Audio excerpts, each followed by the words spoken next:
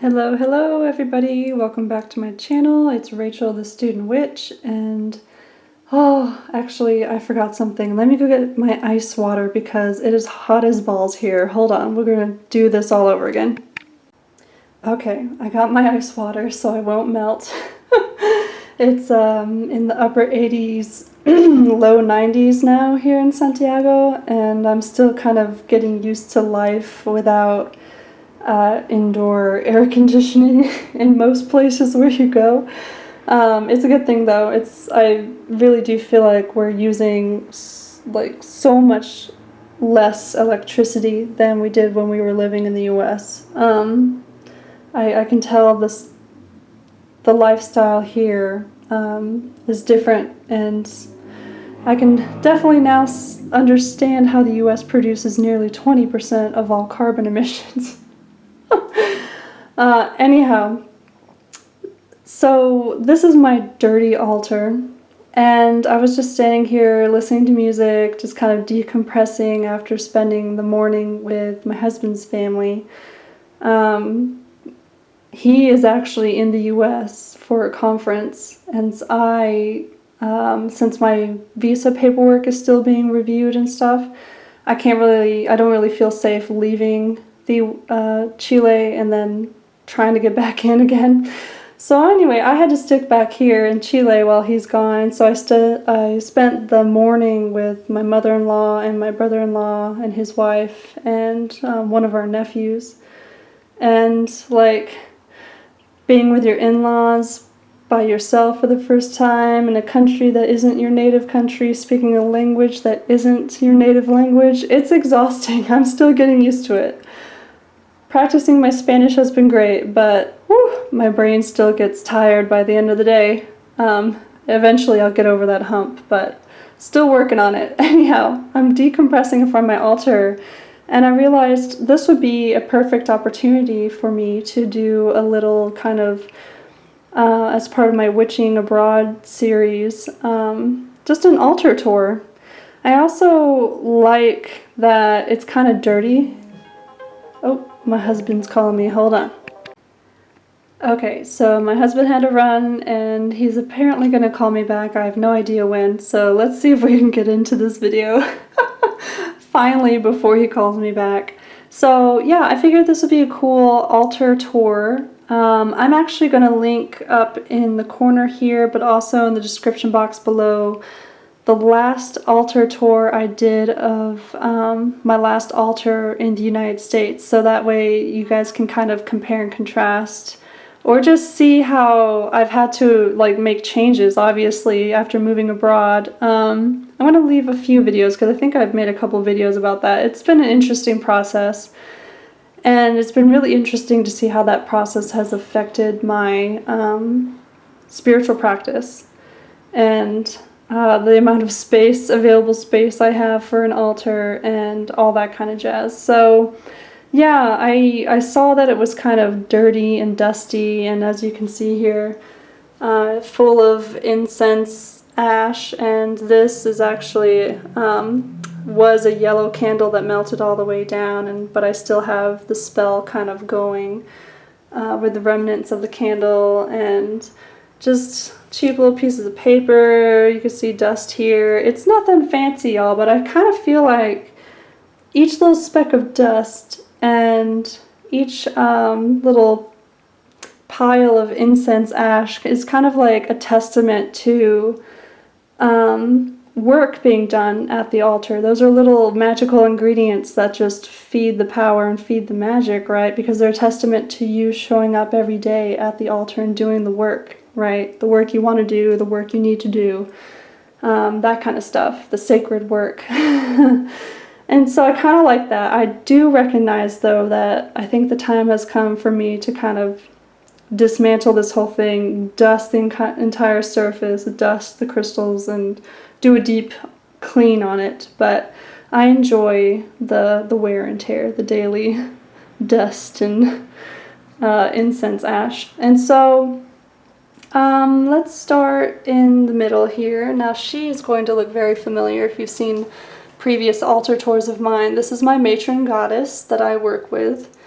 I call her Mama Creatrix, and this is just one representation of her, and she herself is just one representation of something much more, like, something grander and more complex than just the single statue. But she is one of the ancient Venus statues. The ancient, what we assume to be fertility goddesses from 20 plus thousand years ago, found like throughout Europe. But I mean, there's different representations of her throughout the world, and paintings of her, and this idea of the feminine being very important, right? Anyhow, so ancient Europe into Mesopotamia and all of that jazz.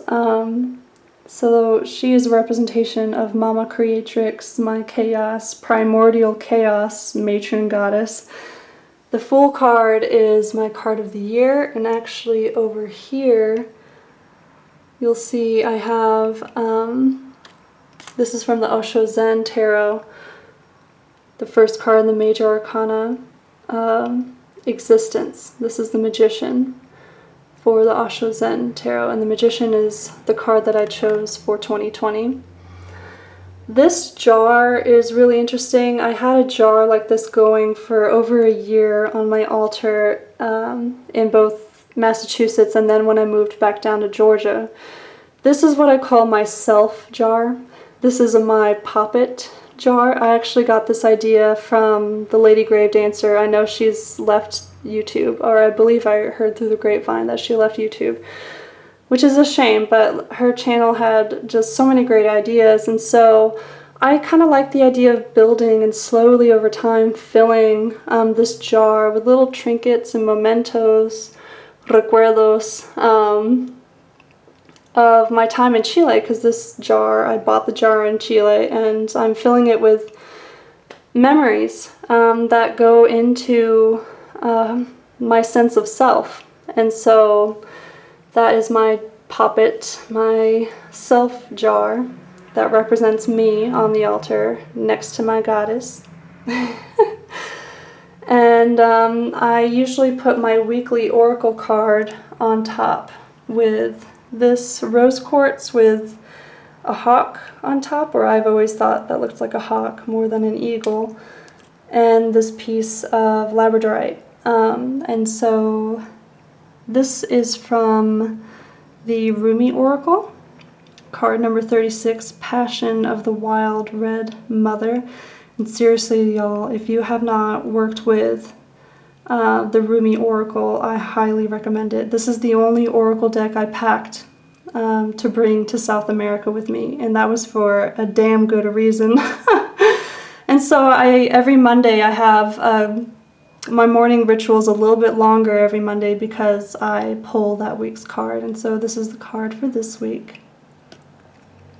If you would like me to do a review, actually, of the Rumi Oracle, comment down below, because I don't normally do reviews. I do book reviews, but not deck reviews, because I'm not a professional tarot card reader, or I'm not involved in the publishing or creation of decks. I don't really have any desire to create a deck, so I don't really consider myself an expert in that. And so I just kind of, I share my thoughts about tarot, right, but I don't really review or unbox that many decks. But this is a deck that I actually would review and share if there's an interest out there about it, because it's been so impactful in my life. So, and this crystal, this rose quartz, is actually the first crystal I ever got for myself. And I remember I was in elementary school, and we had taken a field trip to the Abraham Lincoln Birthplace Memorial in Hodgenville, Kentucky, which is where Abraham Lincoln was born. And in the gift shop, I got myself this, because I always collected rocks. I loved collecting interesting rocks when I was a kid. I had a shoebox full of them. I think I had 2 or 3 shoeboxes full of rocks. And so it makes sense that I work with crystals and stones now. It's the earthy part of me, right?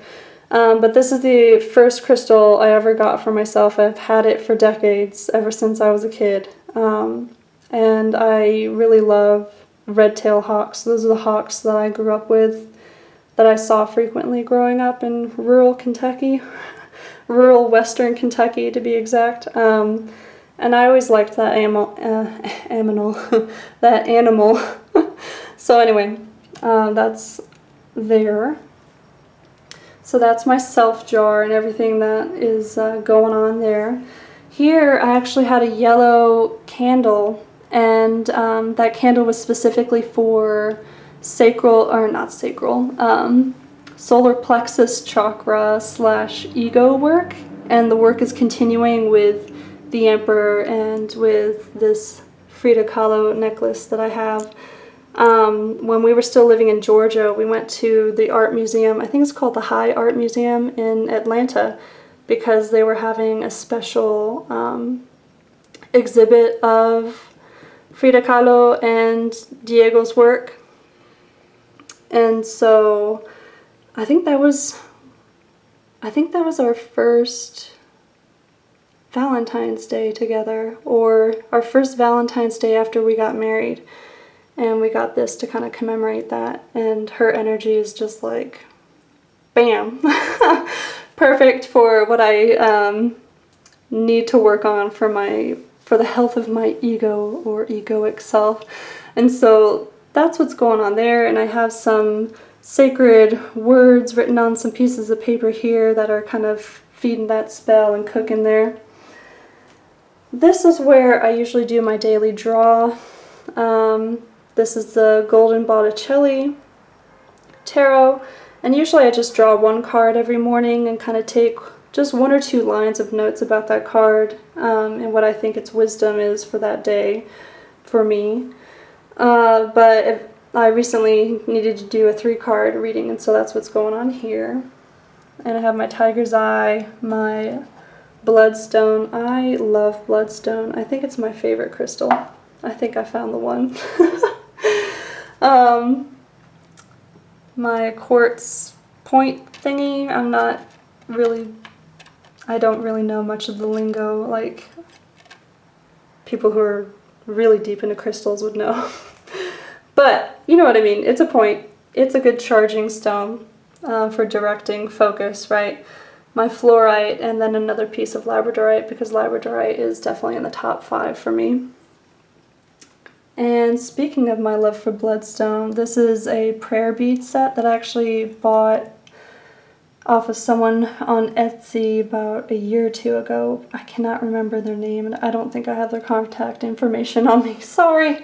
But they have this beautiful prayer beads, and these were the only prayer beads I was able to find made with bloodstone, because bloodstone is such a powerful root chakra manifestation kind of stone for me, and I like the idea of going through the prayer beads and manifesting the prayer, you know, using that as like a little bit of spell work during meditation, right? So I definitely had to get them. I have another piece of fluorite, and this is from the Natural History Museum in Atlanta. Love, that was my first piece of fluorite. And then over here I have the elements going on in this corner. So I have the sea salt for earth, obviously air with the incense here. This was fire, but this candle, it just kind of, I don't think it had a really good wick, and so it just kind of naturally went out. And also it made this really great phallic symbol here. I remember having that thought when I first noticed how the candle's having trouble burning, and that caused like this kind of warped shape to appear at the top. I remember thinking like, wow, that looks like a penis. And then a few days later, my partner was standing here looking at my altar, and he was like, you know, your candle looks like a phallus, right?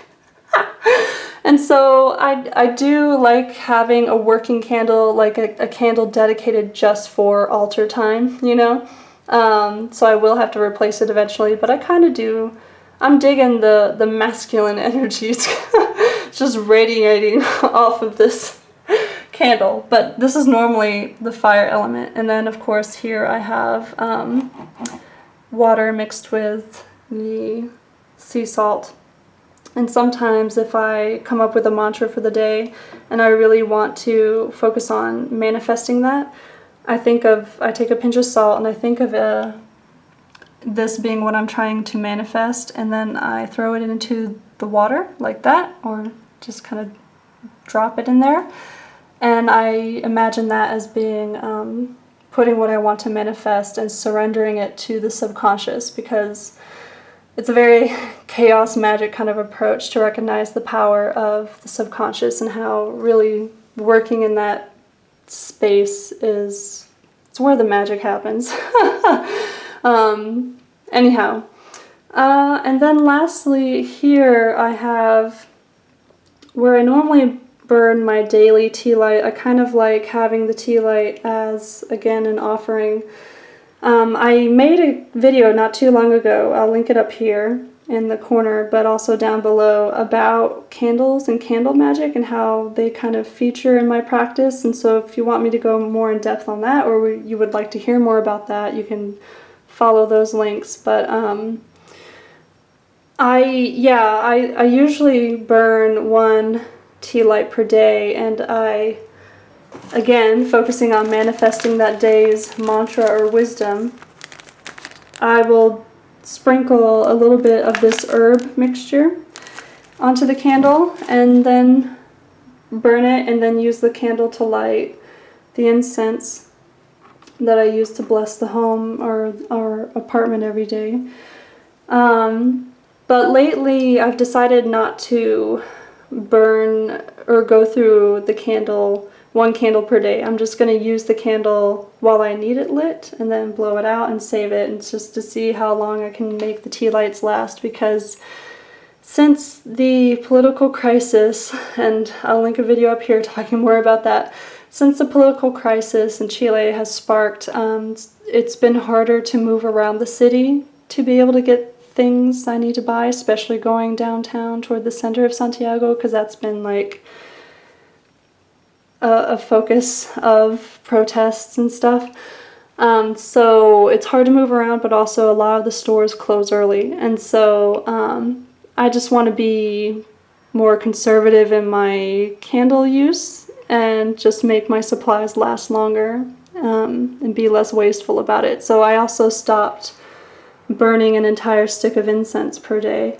I only keep the incense lit for while I'm walking around my apartment and blessing everything, and blessing the altar and all that, and I give an offering to the Andes Mountains, which are right outside my window right now,